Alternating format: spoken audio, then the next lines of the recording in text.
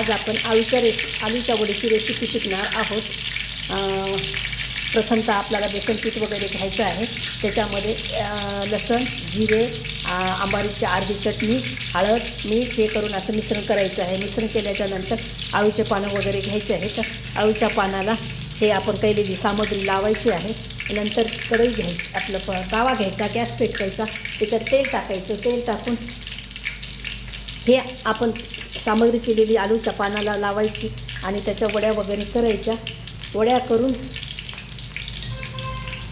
तेलामध्ये सोडायच्या आणि 2 मिनिटाच्या नंतर पाहायच्या आपली आळूची वडी झाली की नाही पाहण्यासाठी आपल्याला परत त्यांना उलटं टाकावं लागणार आहे।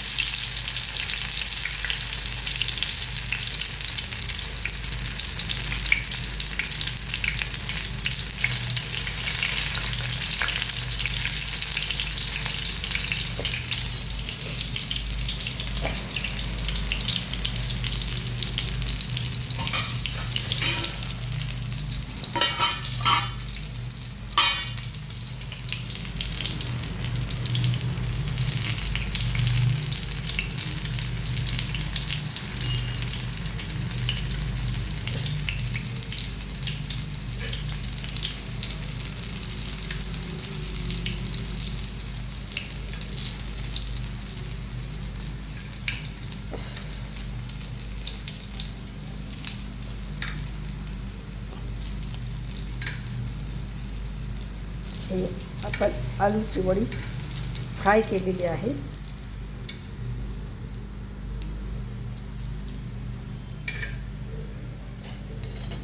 पहा, आपली आळूची वडी तयार झालेली आहे।